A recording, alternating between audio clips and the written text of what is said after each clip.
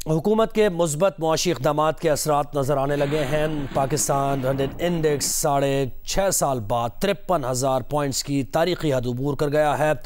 पहले सेशन के अख्ताम पर इंडेक्स की नई बुलंद तरीन सतह 53,263 है। पाकिस्तान स्टॉक एक्सचेंज में रवां हफ्ते के आगाज़ से जारी मुस्बत रुझान कारोबारी हफ्ते के आखिरी रोज़ भी बरकरार रहा। इंडेक्स आज तारीख की बुलंद तरीन सतह 53,263 पर पहुँचा। टॉप लाइन सिक्योरिटीज़ के चीफ एग्जीक्यूटिव का कहना है कि 6.5 साल बाद बेंचमार्क इंडेक्स बुलंद तरीन सतह पर पहुँचा है। उन्होंने तवक्को ज़ाहिर की है कि मौशी बेयकीनी में कमी से मार्केट मज़ीद बेहतर हो सकती है।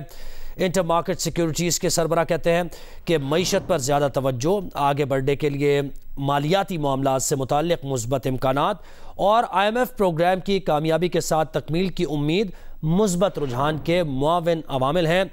अहम बात यह है कि गुज़श्ता कारोबारी हफ्ते के दौरान पाकिस्तान स्टॉक एक्सचेंज के 100 इंडेक्स की सतह 20 माह की बुलंद तरीन सतह पर रही और इंडेक्स कारोबारी हफ्ते में 1156 पॉइंट्स मुस्बत रहा। मौशी तज्ज़ियाकार खुर्रम शहजाद साहब ने हमें ज्वाइन किया है।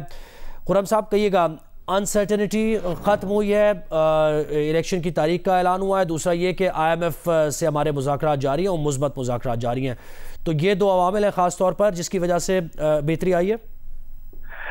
जी बिल्कुल, देखें, इलेक्शन की अनाउंसमेंट एक बहुत बड़ा जो है कॉन्फिडेंस रिस्टोरर है, जिसकी वजह से इन्वेस्टर का कॉन्फिडेंस बहाल हुआ है और ये एक बड़ी वजह बनती है मार्केट में इन्वेस्टमेंट की। और मार्केट के जो पार्टिसिपेंट्स होते हैं उनको एक क्लैरिटी नजर आती है कि अब इलेक्शंस होंगे और इलेक्शन के बाद एक इलेक्टेड गवर्नमेंट आएगी।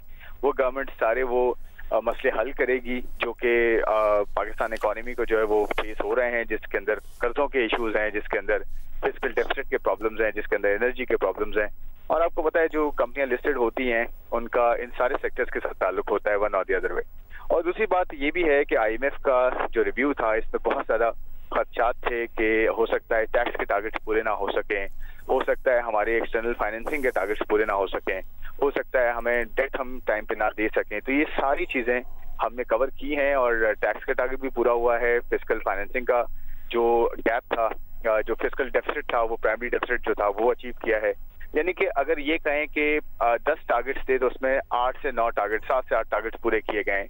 1-2 टारगेट्स ऐसे हैं जो कि ऑफ कोर्स मैनेज किए जा सकते हैं। तो मेरे ख्याल में अगर IMF की तरफ से अच्छी खबर आती है जो आ जाएगी इस रिव्यू के रिलेटेड, और दूसरा फिर ये इलेक्शंस टाइम पे होने जा रहे हैं, इन दोनों चीज़ों से बहुत बड़ा फर्क पड़ा है और इससे मेरे ख्याल में कॉन्फिडेंस मजीद रिस्टोर होगा और कंटिन्यूटी हो सकती है। जी बहुत शुक्रिया खुर्रम शहजाद साहब, आपने जियो न्यूज़ को वक्त दिया।